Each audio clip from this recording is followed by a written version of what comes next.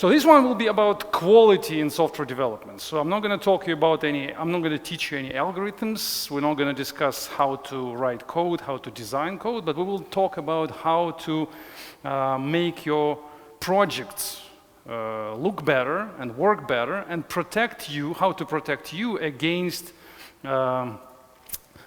chaos. Because in my opinion, most of our projects, in my practical experience, most of the software projects, they fail when, not because of technical mistakes, not because programmers are lazy or stupid or software technologies are not so powerful, but because we have so much chaos in the project, so many things which are unorganized, very chaotic, hard to manage, hard to understand, and eventually projects just get retired too fast. It becomes too difficult to maintain them. It's become too difficult to work with them, and people just abandon them. I don't know about your practical experience, but for me, it always looked like we start a project with a lot of enthusiasm. We love what we do. We enjoy it. We hope that everything will be fine. And then we build everything. We design all the pieces together, all the components.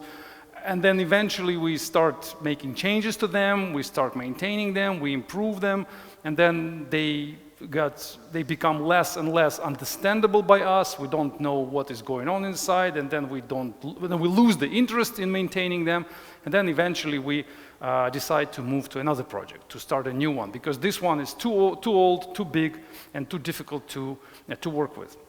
It happens to commercial projects, it happens to open source projects almost always.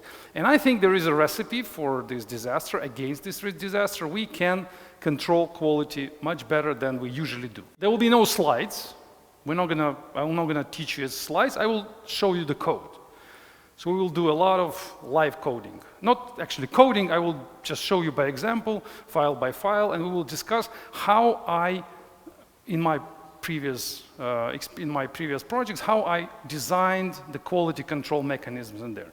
Maybe you will learn something from that. Let me give you some introduction about how we organize the study. So what I expect from you in the end. You're going to have laboratory classes. In the classes, you will have to do 3 homeworks, 3 small projects, 3 tasks, basically. So you will be given 3 tasks, and if you're really interested in that, then you will complete all 3 of them. If you complete each of them, then you will get an extra 1 point for that. If you complete just 2 of them, you get 0 extra points. If you complete just 1 or 0, you will get -1, that's negative point. So that's what laboratory classes are for. So you go to the classes, you take a task, you complete this task, and you present your results to the lab teacher. And the teacher will accept your results from you in the class. So you complete it, you show how it works. If everything is okay, then you get your point, you get your qualification mark. And in the lectures, I expect you to be in the lectures if you want, and I expect you to, in the end of all these lectures, it's going to be in about 2.5 months, to show me, first of all, to form groups of up to 4 people, and then each group makes a presentation, very short, 10 minutes, show all of us how they designed quality control in their code base. So you can use your existing project, you can start a new project. I can give you a few ideas if you like what to do in the next 2.5 months. And then in the end of the course, you will just present it and say, look, this is my Java application. In my Java application, I use this and that. I use these style checkers. I use this continuous integration. I use this automation of dependencies and so on and so forth. And this is how it works. This is how it protects us, all of us who work in this project, against low quality, against chaos. And we listen to that. I give you the mark, A, B, or C. And on top of that, we add the point which you get from laboratory classes. So if I give you B, then +1 from the laboratories, and you get A. If I give you B and the -1 comes from laboratory classes, then you get C. That's how it works. Understand? So it's an extra point, negative or positive, coming from lab classes. You can maybe ignore them, but in that case you will get -1. You can ignore these lectures, and in this case you will get C plus -1 from there, so that's D. Or you can be in the lectures, make a good presentation, get A, and then you get +1 in the lab classes if you don't ignore them. Then you will get A+ here. For A+, you'll get some gift from me. as it happened last year. Maybe a book, maybe something else. Let's start, and I want to start from style checking. Let me give a quick introduction. What is style checking? So who of you is actually using style checkers in your projects? 1, 2, 3, 4, maybe half of you.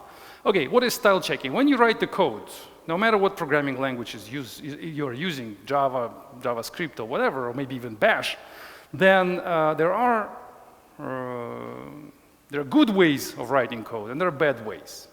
So there is a quite popular, not super popular, but quite popular library, Java library, which I use a lot in a few of my projects.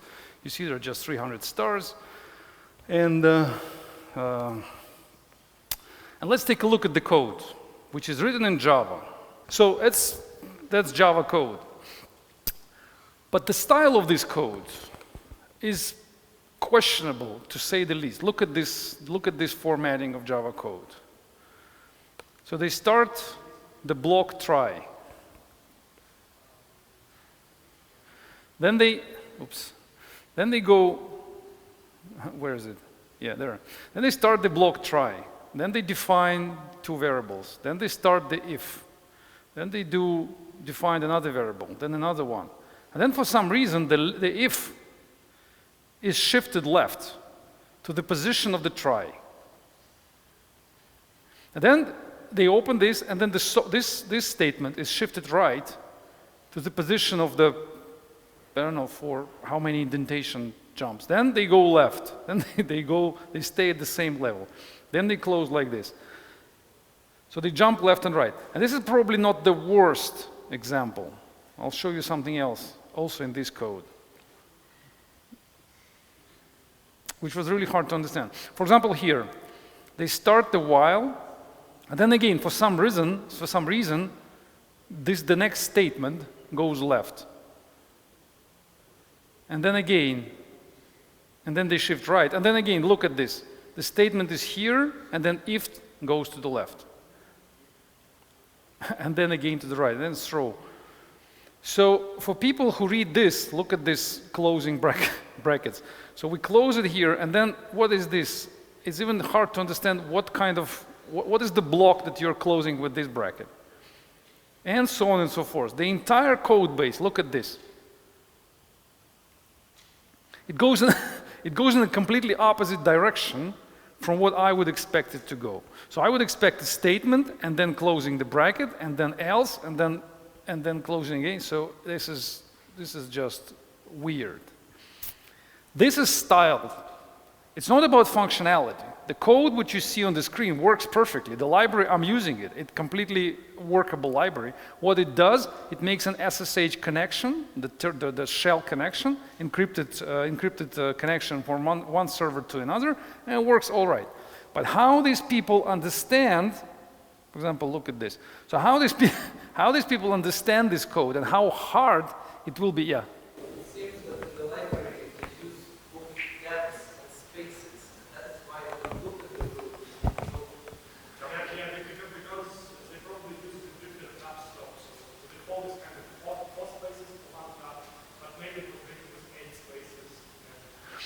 Maybe this is the reason, yes, maybe this is the reason. But it's not only the only problem I see in this code. Look at this, for example.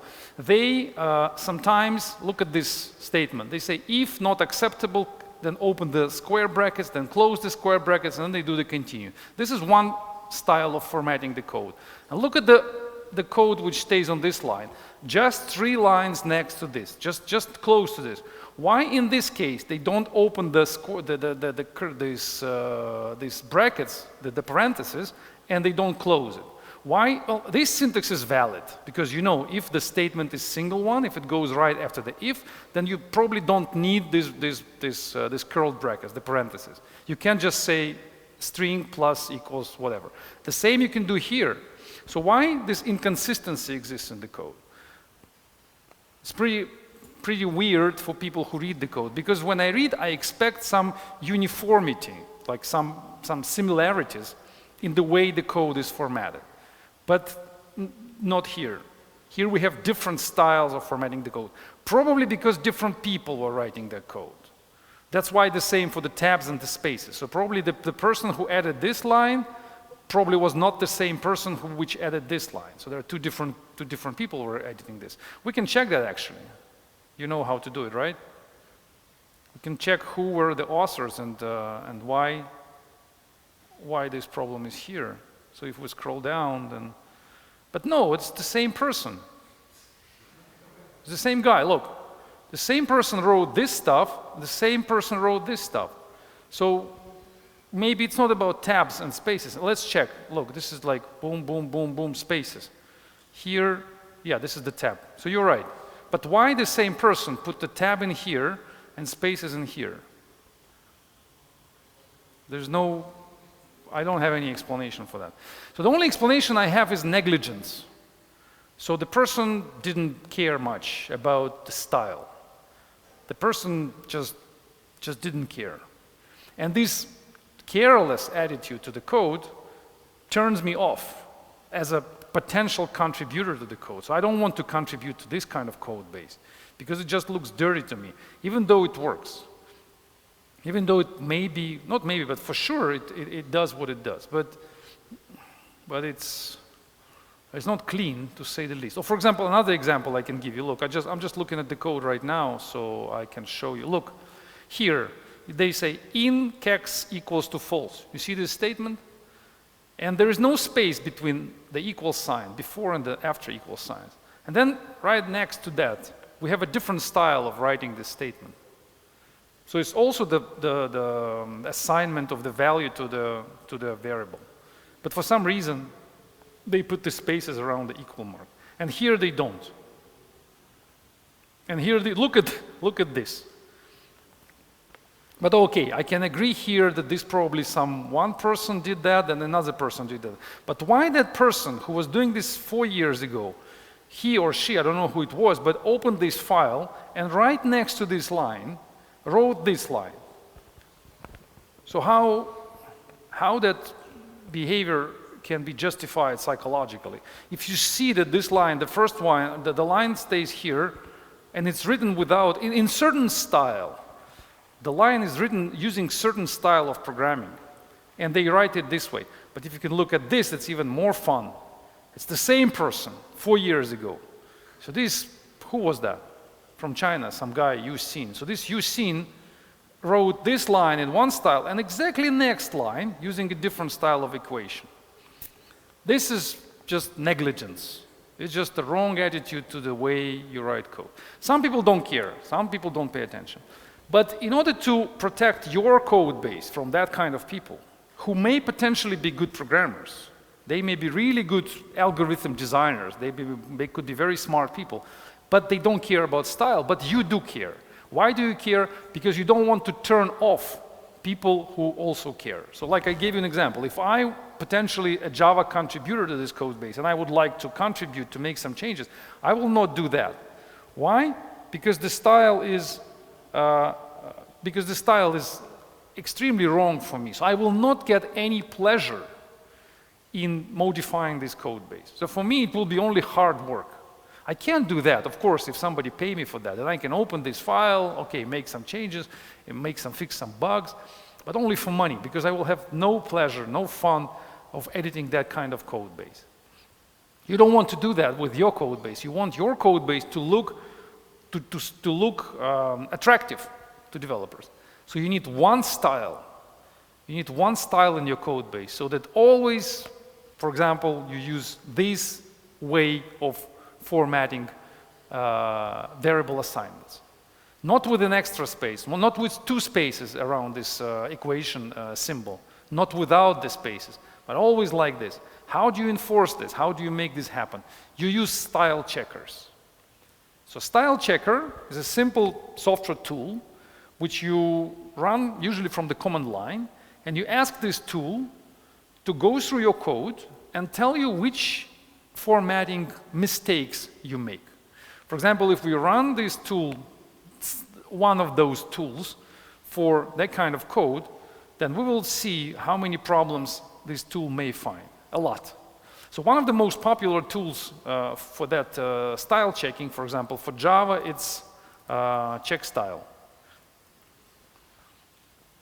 So check style is one of the oldest, one of the greatest, one of the most classic tools for checking Java code. For Java, we have style. We have check style. For C code, C++, we have CPP, lint, which is the lint was the original name of these tools. Was probably they existed longer before than Java even showed up on the market. So they existed.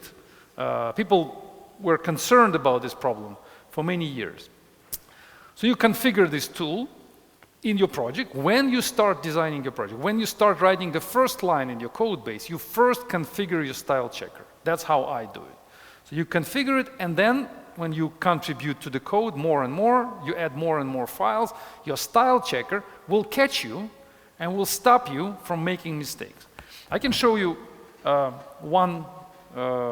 we can take one simple project of mine, which is, for example, in Ruby, and yeah, I wanted to show you this tool, which is very simple Ruby application. It's written in Ruby, not Java, in Ruby. And why Ruby? Because I wanted to show you, in my opinion, even more powerful tool than check style. More actively developed, more powerful, more interesting to show. It's called Rubocop. So Rubocop, this is the configuration file, which I keep in my repository for this check style.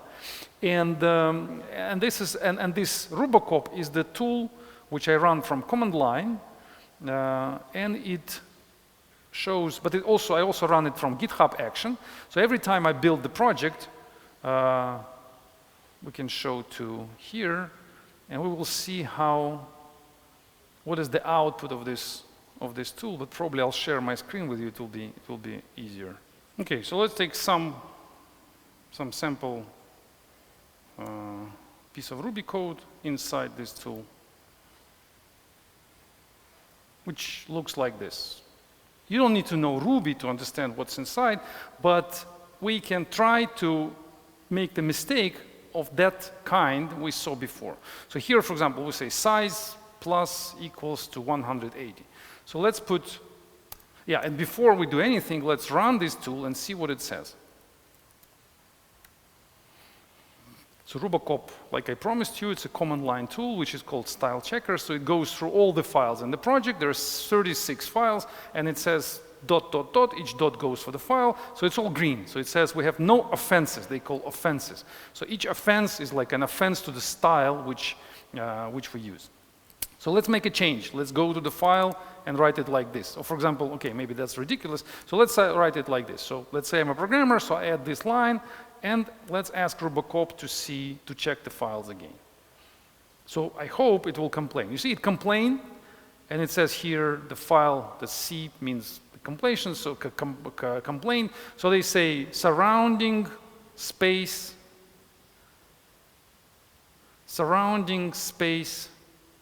missing for the surrounding space missing for operator plus equals. So they want the space to stay around this operator. So now, if I run this tool, when anybody will come to my repository and will contribute something to me, I will just run this Rubocop and say, no, your code is not good enough for me. So please make it look so that Rubocop is not complaining. So Rubocop is like, that's why it's called Rubocop. So it's like a cop, it's like a policeman. It's like a software automated robot which stays in front of my code and protects me. So anybody who would try to change my code the way I don't like, they will be punished. And of course I can configure this tool a little bit. So this is the configuration of this Rubocop. So you see that's a pretty small piece of configuration. So for example, it says, this is the name of the cop, or how they call it, the cop, yeah, exactly. So basically Rubocop is a collection of cops or rules. So usually they say that there's a rule-based style checking. So there are rules, and each rule has a name. So one rule says you need to have spaces around this operator. Another rule says that, for example, your maximum line of code, the maximum length of your line is just 100 characters. So if you make the line longer than 100 characters, then also Rubocop will complain. So if, for example, this line, you see it's a pretty long line, and the last character in this line is 78. So this is the line, you see, that's the longest period. It's 95. So 95 characters in this line. It's already too much. So usually people say 80 lines. So if I say this, instead of 100, I say 90, so I want my code to be more narrow, which is easier to read actually.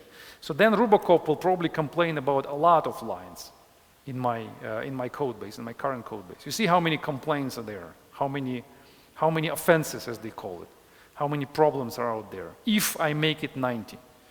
And it's a long list of issues which Rubocop is complaining about. Because my code base was designed with an expectation that the maximum length of the line is 100 characters. And also Rubocop is quite powerful enough to make automatic corrections of the code. So let's say we still write it like this, and I run Rubocop again, and I ask and I see what it says, and it will tell me that, look, you have one problem, and it says correctable. So some style checkers, they also have an option for automatic correction. So if I run Rubocop like this, then it will go through the code base and make fixes. So automatically correct the code according to the rules. You see, corrected, and let's get back to the code. You see, it put it back to spaces. So it's a pretty powerful tool, and some tools have that. Checkstyle doesn't have that.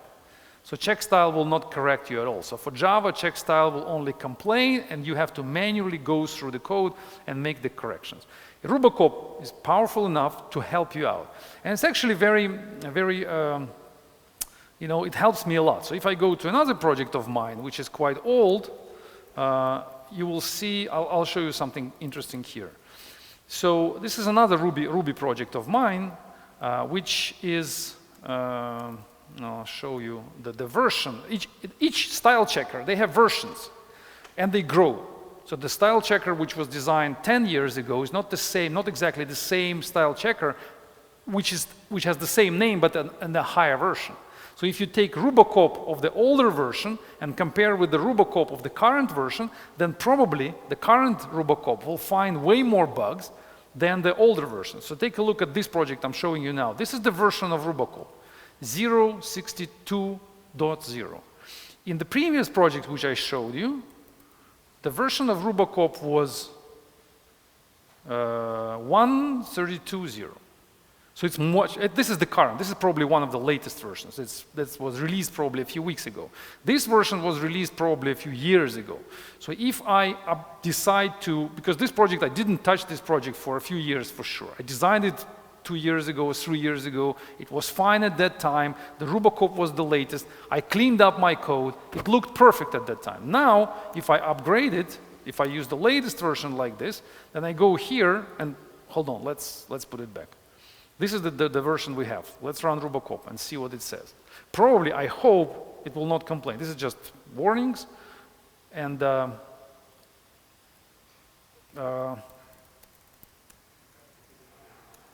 maybe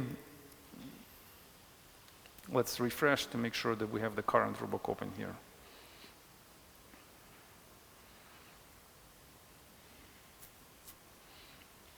So we need this version which I used a long time ago, which is maybe 3 years old. And then we will try to upgrade it to the latest version and see what will be the difference. We'll see whether the new version, how big is the difference. So what it takes to upgrade your code base from one style checker to another one. And you will have to do that. So when you develop the code, you eventually will have to look at your current version of the style checker and upgrade it to the latest one. And that will cost you some work. That will cost you some time. It's not cheap, sometimes it's very expensive. Sometimes this work takes hours, sometimes days. So again, let's try again. So I hope it's not going to complain. No, it complains for some reason. The layout, the line parameter scope has been renamed to layout. Okay, let's do what it says. You see how old it is, so it even doesn't want to run for me. Layout, align parameters, this one. So it says, please rename it. Okay, I'll do it for you. Let's try again. Again, naming, uncommunicative method parameter.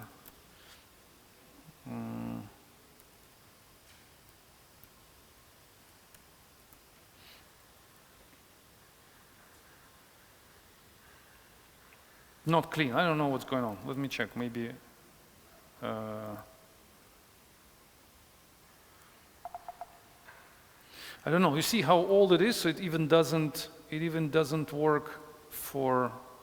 But they're all correctable. You see, correctable, correctable, correctable. So let's correct them, and then we'll try to upgrade the version, and then we'll try to use version 1.32. 35 offenses found, 35 offenses corrected. So probably the Rubocop just fixed my code. Everything should be clean. So we run it again. Okay, now it's clean. But you see how many files it changed. So it changed a number of Ruby files, but now we're good. But now let's try to upgrade Ruby or Rubocop to the version, to the latest version. And now we'll discuss dependencies in a few lectures. So we install the next Ruby, the next Rubocop, and we will try to run again and see how many issues the next version, the latest version, will find comparing to the version which was used 3 years ago. So this is quite expensive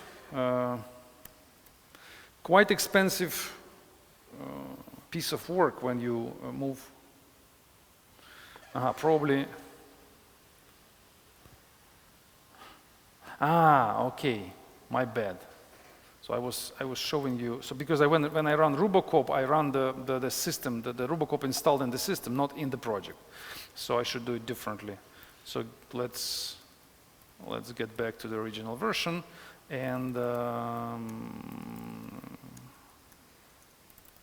let's install. We did the experiment the wrong way. So again, I get back to the original version of Rubocop, the original versions of everything, and we'll see. So usually what happens to me, when I open the code base, which is a few years old, and it was clean at that time, a few years old, but I don't want to keep them at that condition. I want to upgrade my style checkers, and you will also need to do that as well. You cannot just work with a check style or Rubocop, which is 5 years old, because the world moves on and they introduce new checkers. They understand what's more important, what is important, how to write Ruby code or Java code better. So they always introduce something new, and you will have to catch up. You will have to constantly try to maintain your code base by upgrading your style checkers. And this is the work you will have to do. You will open the code base, increment the version of the style checker, see how many problems it finds now, fix those problems, and commit everything back to the repository. And the more repositories you have, the more projects you have, the more this kind of maintainability work you will have to do. I have many projects on GitHub, open source mostly, and I do this, I can tell you, maybe once a week. I spend maybe half an hour picking the project, looking at it, and saying, come on, it's too old, so let's try to make the upgrade.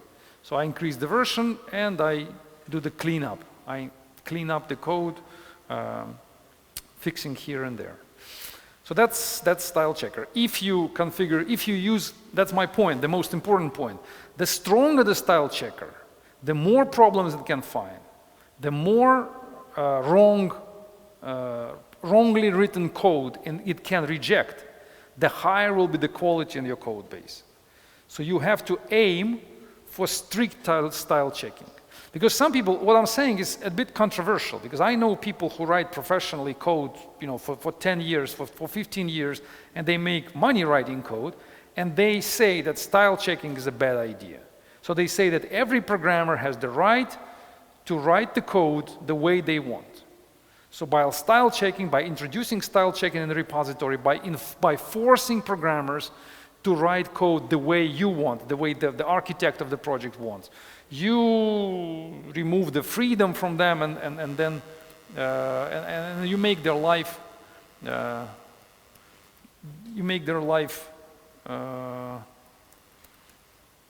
less fun. So people will have less fun if you disallow them to write the code they want.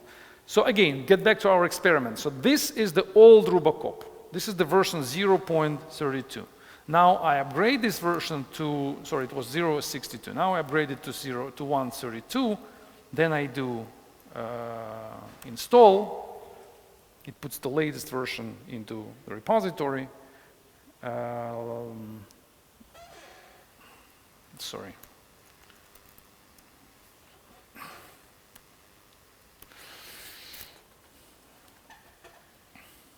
Let's see. I still want to show you the difference between one version of Rubocop and the latest one.